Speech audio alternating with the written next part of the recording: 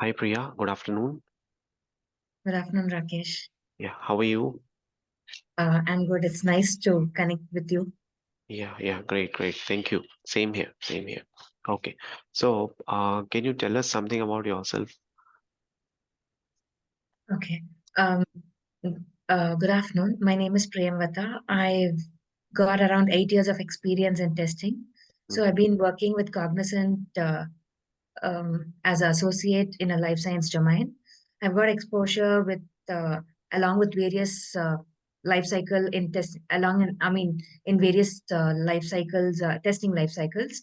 mhm, So it includes right from analyzing the requirements to building up the test strategy and analyzing what kind of test strategy has to be used, executing, I mean, writing test cases, designing test cases, preparing test data, and executing bug reporting, the general testing life cycle. mhm, I've got exposure with agile methodologies also.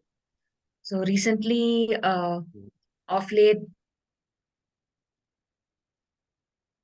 my latest responsibilities were assigning test cases, designing them, and looking into the requirements and analyzing them um, based on the requirements. What kind of mhm. testing has to be done, how it has to be done, how are the test cases to be prepared, and all those things.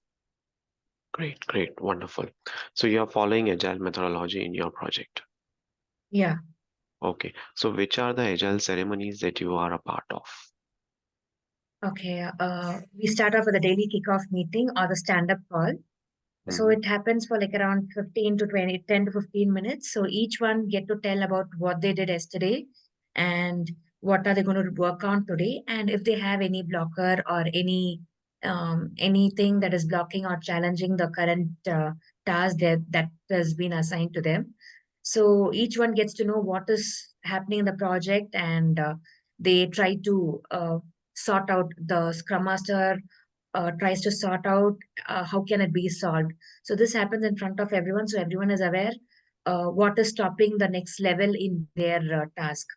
So apart from the daily kickoff meeting, a daily stand-up call, there's a sprint planning meeting. So there, the product owner decides, or the scrum master decides who was leading up the team. He decides like what task has to be done in the particular sprint and how many user stories has to be completed in that sprint and how much is it feasible to the goal or the time project. I mean, for the sprint timeline, and based on that, the sprint is designed and I mean, based on that, the user stories are designed and the sprint planning happens in that. And mhm, then after that is mm, the retrospective meeting mhm,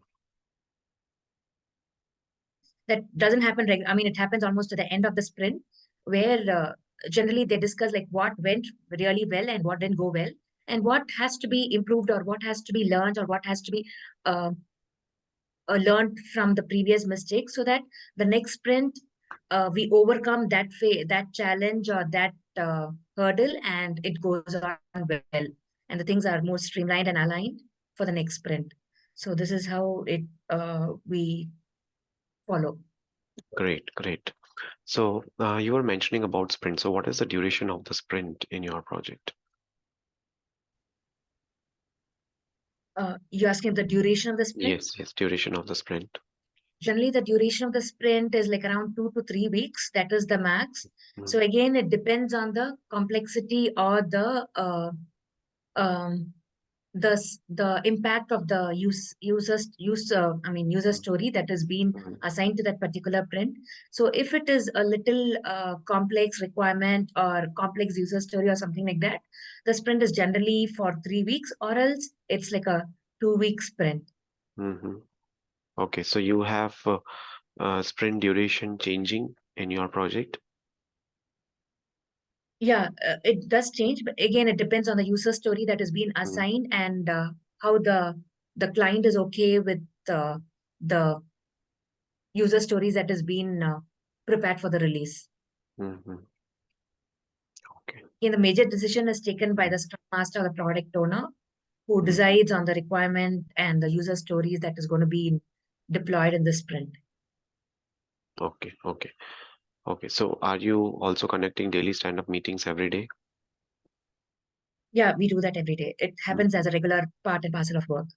Mm-hmm. Okay, great. Fine. So now let me share my screen. Yeah. Is the screen visible to you? Yeah, it's Mm. visible. So let's consider this scenario. Your team is working in a distributed environment. Someone are working from different locations, and that too, someone is working in the QA environment, someone is working in the staging environment for testing, right? And there are communication issues that you are causing, that you are getting, which are causing delays in the sprint. So how would you overcome these challenges of communication? The very first thing is might be Mm, if everyone is not in person or working the same environment, we always got a way. I mean, we always can connect online. So we'll mhm, just see like if it's a different location or something, we'll try to coordinate. Might be an hour or two in ahead or delayed, so that everyone are present in the stand-up call and everyone gets to know what is happening in the particular in everyone's task. mhm. Okay, fine. Any other suggestion that you would like to give here? Mm. No, that's it as of now. But Mhm, apart from that, I mean, apart from mail and all those things, this would be even more feasible. The connecting to the same stand-up call regularly, mm. or we'll try to adjust the timing based on their location. Correct, correct. Absolutely, yeah. So connecting via stand-up call is a good thing. Let me tell you the answer for this question.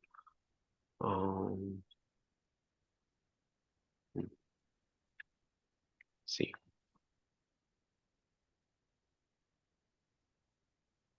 Okay. So as you were telling, you'll have some communication sync up calls, you'll have some channel in the teams, or maybe some sync up calls, you'll have some collaborative platforms like Jira is already a tool. You can also have Confluence over there. So you can have a communication with them, daily communication with them, and you can ask them to join on time and to provide a crisp update. That is, if they are working on something, so how much percentage that has been done? Is it 40%? Is it 20%? Is it still 5%? Or is it 80%? So those kind of crisp communication is very important, right? You can also tell about establishing overlapping working hours, right? So what does that mean is you can have a kind of small calls. I'm not telling you to have 2 to 3 calls in a day. We are working maybe for 8 to 10 hours, or maybe some people are working for 12 hours as well, right? So over there, you can have 2 calls in a day, one call at the beginning of the day, one call at the end of the day, just to increase the communication, the collaboration among the team members. And this will also allow the transparency between the team. Everyone would be crystal clear who is working on what, and the misunderstandings would be reduced, so automatically the things would be going in the smoother and the faster direction. Yeah. Okay. Yeah. Okay, so that's how you can tell. Okay, now any suggestion that you have given in the retrospective meeting which has been taken care in the next sprint itself? Can you repeat the question? Yeah, any kind of suggestion that, or any kind of point that you have raised in the retrospective meeting which was being implemented in the next sprint itself, next sprint onwards itself. Like the previous project which I had been working, there was a BD who was there was a business analyst who was Mm, already working in the project. mm, So he had some kind of emergency, so he had to go halfway. mm, And then, without him,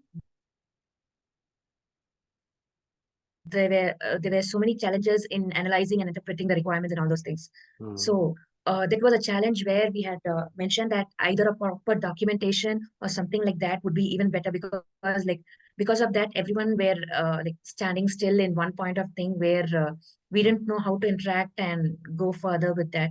So that was a suggestion that we had bought in the retrospective meeting. mhm.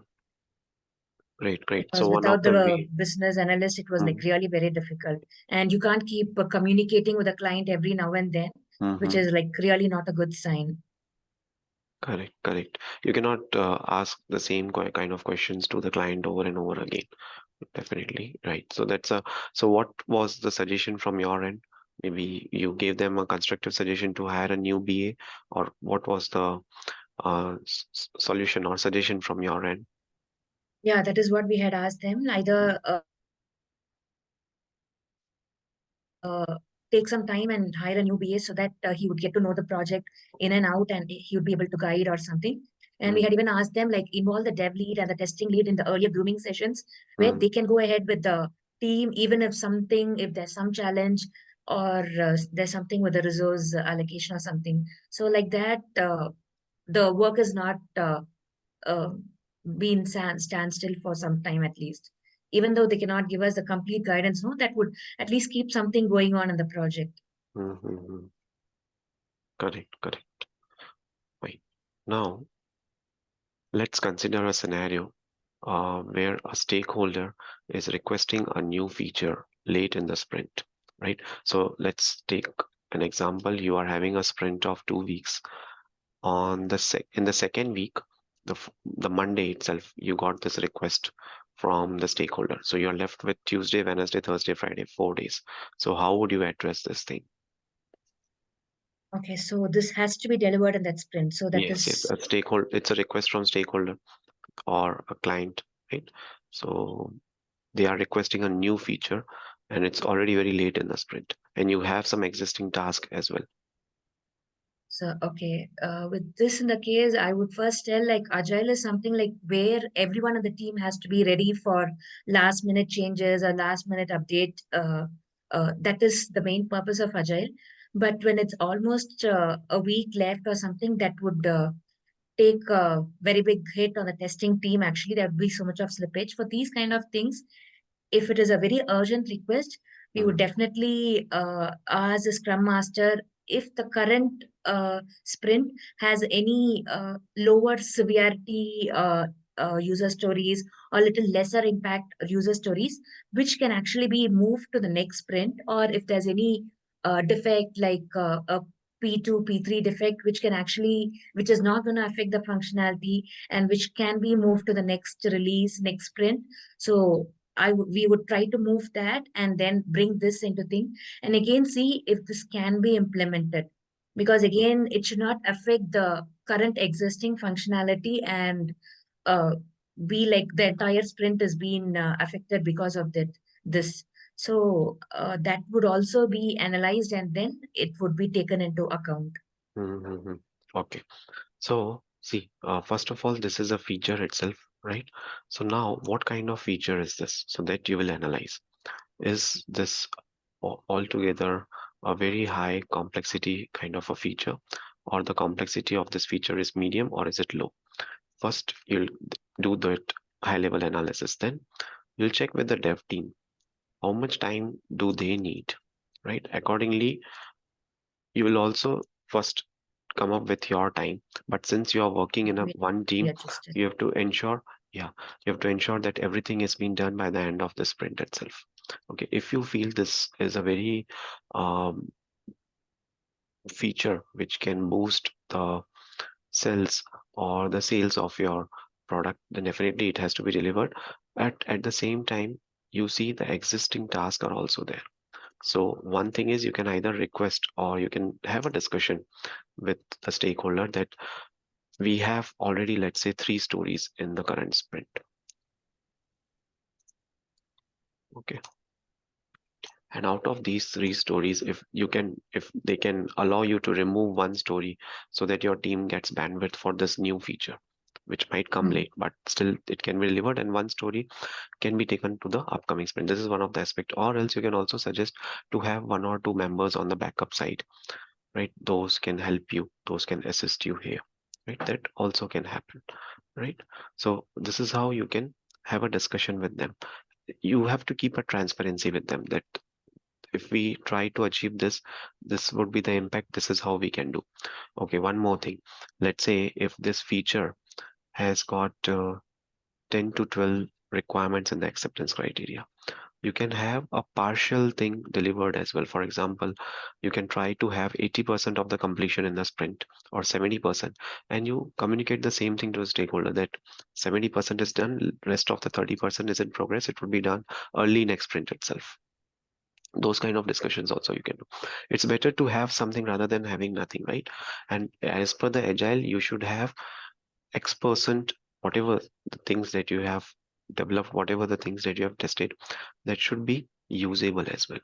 Whether it is X%, it is X plus 1% or X plus 2%, or it's a whole thing. So if you are able to deliver some working kind of a thing, right, then that's what they are looking for. So those kind of discussions, those kind of transparency, those kind of communication is needed from your end, right? So this is how you can tell. Okay. Now let's have the same discussion. A stakeholder is requesting a new feature late in the sprint. How do you address this? Now, instead of this, I'll modify the question. Requested a new feature late in the sprint, and the testing is done by 80%, but 20% is pending. So what would you do? Would you give a sign off here? Would you give a sign off to this feature or not? What would you do in this case? So you have a team. Yeah. Okay, giving sign off would would be at the end, but not initially, Mm-hmm. because like even if you're delivering a sprint, it should be a workable one. So Mm-hmm. that is very important, and there's no use of delivering a sprint with a active or an open bug. So again, that is going to impact the entire testing team's credit, not only credibility, but also its effort and work. So like only thing to do is like if it's like you said like the stakeholder is very strong that this has to be released. Either one, you can, I would increase the bandwidth, like give like low priority user story to other people, to either the team who's already working in this way. They can just start reading the user stories and execute it. And I would also like to extend it during the weekend if they're ready to take a, I mean, we can give a comp off later on so that Mm-hmm. it's signed off and it's delivered. Great, great. Yeah. So this is one of the good thing. You can see again, working on weekends is a one-time thing, since it's a crucial time and it's a crucial feature which you have to deliver at very strict deadline. You can go for weekend and get the team done with the comp of this is a fine. Now, second thing is you can update the status to the stakeholder as well.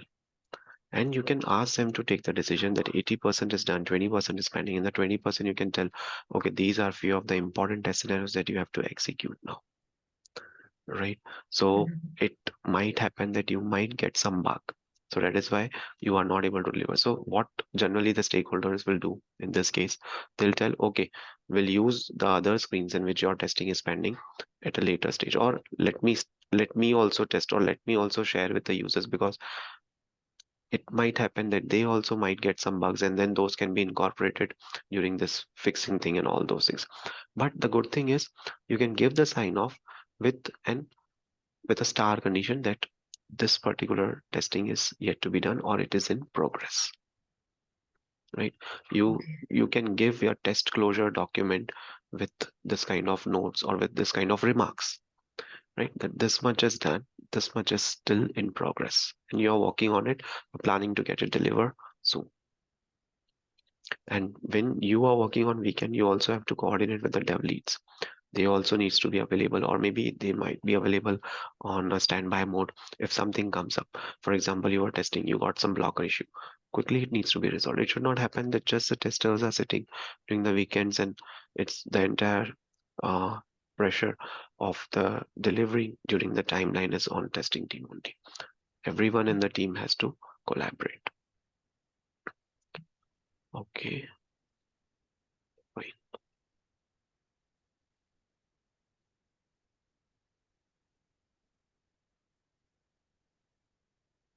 Okay, what is velocity?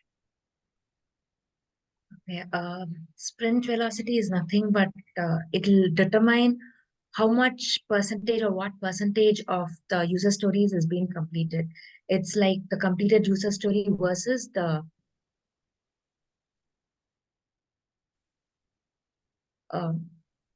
determines like how much more is yet to finish or yet to Mhm. complete. Okay. So, what is the velocity, average velocity of your team currently? Sorry, can you come again? Yeah, yeah. What is the average velocity that your team is having or was having earlier? Um, 3 to 4, Three to two to four, three. two to And three. again, it Okay. depends on how many user stories has been incorporated in the current sprint, Mm-hmm. and other factors like how many is open and how much is being added up as a last minute enhancement or feature or something like that. Based on that, it changes from sprint to sprint. It's not like a very constant number. Okay. So it depends on the team members as well, right? Yes, The based on the size. Okay. So what is the size of your Scrum team? it's like 7 to 8 members, Mm-hmm. So including the Scrum Master. including Scrum Master. So do you have product owner, business analyst, and developer and QA all included in this? Yeah, it includes the whole Mm. Okay. So bunch there, of team. right, right. So product owner, business analyst, developers, and QAs, right? So size of a Scrum team is 7 plus or minus 2, right? Between 5 to 9 members in a team, you can tell. Okay. Now the sprint is going on. You have already planned a user story. You gave the story points to that user story as 5, considering it to be a medium kind of a story. But when it comes to the testing, it is taking longer than expected, right? You thought that it's a 5 story point story, so it might get completed in 3 to 4 days. But like 2.5 or 3 days have passed, and still you have a lot of testing to be done. So that means during the estimation, maybe something has been missed, and that's why the story has been estimated in a wrongly manner. Now, what steps would you take in this scenario? Mm, I would just talk to my manager like Mm-hmm. there's a basic mistake in the estimation or the effort estimation, Mm-hmm. and then we would approach the Scrum Master to see if he can negotiate, uh, telling like this is the complexity of the user story is high, so pretty much it might take some more time. Uh, and then that is one scenario. Another thing is like I would request some more resources so that it they can help me finish the execution of the user case, and at least to some extent it's on time. And this can be negotiated with the client also. Like this user story is a bit complex. It needs a little more of um, extended testing time, testing time or something. Mm-hmm. Okay, so first point you told you'll be connecting with your leads or managers. That's a fine thing. Okay, second thing is if it is taking much longer than expected, then this is actually a learning lesson for us, right? Maybe it had some non-functional testing scenario, or maybe it had some critical functionality involved, like maybe payment gateways. So that's a learning curve for us that from now onwards, we will not rate this story at the story points. It needs to be rated at more higher number compared to this. Okay. And now the third thing is you are already into a current situation. So what you would do is you will ask someone from the development team to join you for the testing, or at least they can share some of the unit test cases with you. If those portions are already tested by the dev team, you can continue with your remaining portions first, and then you can give the sign off based on that this particular portion was tested by the development team, this was done by the QA team, and the next sprint again you will continue testing on that, so you can add some task for that particular story. Okay, this is one of the aspect. Third thing is, if you feel nothing is going to get completed, or something, even if you complete it, you cannot demo it at the end, or it cannot be used by the end user, right? It's not a end-to-end working product. Then you can raise in the sync up call itself that this particular story will be spilled over, and you can drop an email to the client or to the stakeholder that this is a challenge that you have faced in this particular user story, and either you would need more resources to get it completed in this sprint, or if it is in the upcoming sprint, then you would need some more time for that, right? So that's how you can have a conversation started for this particular things, right? So that it doesn't happen at the end of the sprint, everyone comes to know, okay, this is a spillover, right? And then it might also happen when you are communicating these things in the sync up call with everyone. Someone might come up, okay, so this developer is not having anything. If you have test cases designed, share with me. I'll execute. I'll run those test cases for you. Something, those kind of collaboration can also happen. And so that's how you can deal for these scenarios. Mm, Okay, what is the difference between product backlog and sprint backlog? Okay, suppose like these kind of scenarios where you can mention like there is some last minute user story that had to be included, or a very major functionality that had to be included. So suppose a sprint has six user stories, out of which there are three complex and three a normal kind of three high and three low level low complexities user stories. So Mm, might be if there's any last minute change or something, then we can remove the lower priority user stories and place the last minute change into this sprint, and mm, that can be implemented. So obviously these the one that we had removed that was supposed to be in this sprint goes into the mm, product backlog. So doesn't mm, mean only the user stories go into the product backlog. It mm, can be even an enhancement or a current bug or an already pending bug. Those can also be in the product backlog. So this has been completely maintained by the Scrum Master. So mm, he decides which has to go, which doesn't have to go, and which is more important for this current sprint, and which can be moved to the product backlog. Again, sprint backlog is a subset or of this, where it needn't be user stories, but then a smaller part of the requirement that has been moved, a smaller enhancement or a smaller thing that is part of that particular sprint that has been moved to that next sprint. mhm. Correct. Sprint backlog is a subset of the product backlog. Okay, now the you were mentioning that the Scrum Master is driving the list of the items, but actually product backlog is a repository where Yeah. the user stories or the features, those are being maintained by the product owner or by the business analyst. Okay, now this particular list of product backlog items, those are prioritized by the product owner as high, medium, low, and they could reprioritize based on their discussions with the stakeholders or with the higher management team members. Now, what is sprint backlog? Sprint backlog is actually a group of user stories which are committed by the development team, the Scrum development team, and they have agreed to complete it during the current sprint. So that is the sprint backlog. It is a subset of the product backlog. So that's how you can tell. Okay. Sprint backlog, product backlog. Okay. Are you involved in the defect triaging meeting? Yeah, generally as a senior tester, I am involved in the defect triaging meeting. So Mm-hmm. it's not only me, along with me, the Scrum Master also holds a very important role in this defect triage meeting. So Mm-hmm. we discuss like if this defect is a very important task that has to be delivered in this sprint, if there's any to accommodate any last minute changes or to accommodate any last minute user story. Else, if this has to be completed in the upcoming sprint, that can be delivered, that can be deployed. Mm-hmm. Okay. So what kind of discussion is done in defect triaging meeting?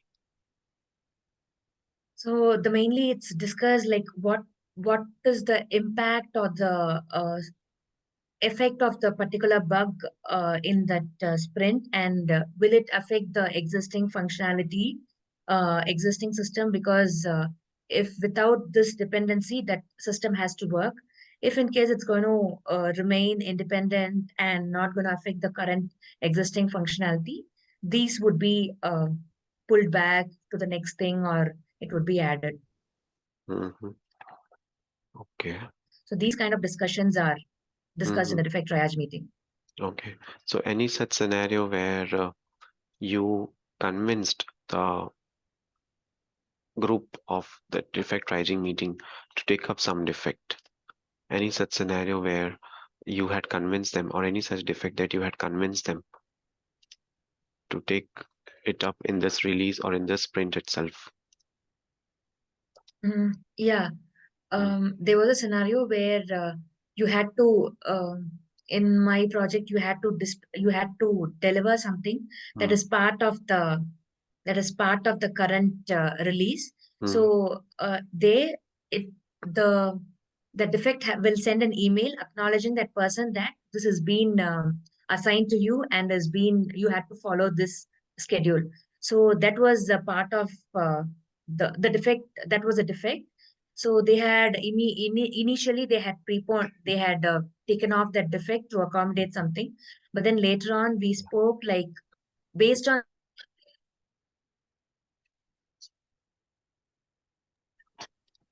right, right. Okay, great. Yeah. So I'm done with this questions. Do you have any questions for me? no, that's it. Yeah, yeah. Okay then. Yeah. Thank you. Thank you.